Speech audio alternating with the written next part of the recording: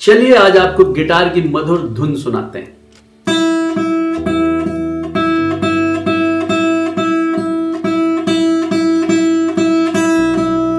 मजा आ रहा है ना? ये कैसी बोरिंग सी टोन है? बोरिंग?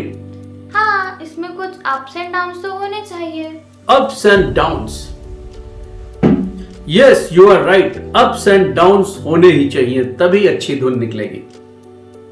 अब मुझे किसी ने गिटार गिफ्ट में दे दिया और मेरे हाथ में इसे देखकर आप ये समझ सकते हैं कि मैं इसे बजा सकता हूं। हाँ, मैं इससे कुछ टोन निकाल सकता हूं, लेकिन एक अच्छी धुन निकालने के लिए, एक फिल्मी धुन निकालने के लिए मुझे इसे सीखना पड़ेगा, मुझे प्रैक्टिस करनी पड़ेगी, मुझे इसे मास्टर करना पड़ेगा। Same about speaking skills. अब गॉड ने हम सभी को गिफ्ट में जुबान दे दी, जिससे हम कई तरह की आवाजें निकाल सकते हैं। परिवार, स्कूल, कॉलेज ने हमें लैंग्वेज सिखा दिया, चाहे वो हिंदी हो, इंग्लिश हो या कोई रीजनल लैंग्वेज, हमने उसको सीख लिया, हमने बोलना सीख लिया। और स्कूल कॉलेज में हमें बुक रीडिंग सिखा दी गई। हमने जब पहली बार बुक रीड किया तभी हमारे टीचर ने हमें सर्टिफिकेट दे दिया कि यस यू कैन स्पीक, तुम बहुत अच्छा पढ़ रहे हो, वेरी गुड। और हम भी उस सर्टिफिकेट को पाके अपने पीठ थपथपा के आगे बढ़ गए। लेकिन पहली बार अपनी स्पीकिंग स्किल्स का, अपने बोलने की काबिलियत का हमें पता तब चला जब हमने इंटरव्यू फेस किया। उस इंटरव्यू में हम जो सवाल हमें आते थे उसका भी ठीक से जवाब न दे पाए। पहली बार हमें अपनी हैसियत का अंदाजा तब हुआ जब हमें स्टेज से बोलने का मौका मिला और हम घबरा गए, हम चकरा गए, हमारी धड़कनें बढ़ गई और हम कुछ बोल ही ना पाए। हमें अपने बोलने की हैसियत का अंदाजा तब हुआ जब हम स्टेज से बुक रीडिंग की तरह पूरा भाषण पढ़ गए और किसी ने तालियां भी नहीं बजाई और उल्टे लोग बोर होने लगे। फिर हमने खुद को समझा लिया कि public speaking is a born talent और मुझे गढ़ते समय ईश्वर ने ये टूल देने में कोई भूल कर दी।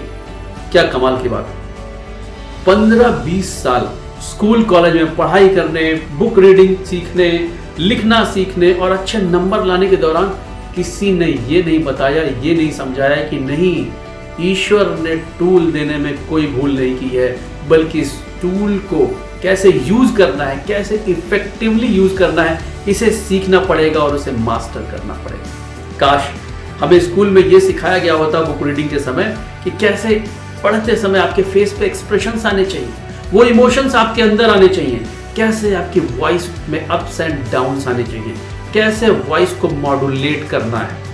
अगर ये उस समय सिखाया गया होता तो शायद हम आज अच्छे स्पीकर होते, लेकिन नहीं, किसी ने नहीं बताया और हम अपने डर को कैसे ओवरकम करें ये भी किसी ने नहीं समझा। लेकिन आज मुझे ये बात समझ में आ गई है कि public speaking is a learnable skill.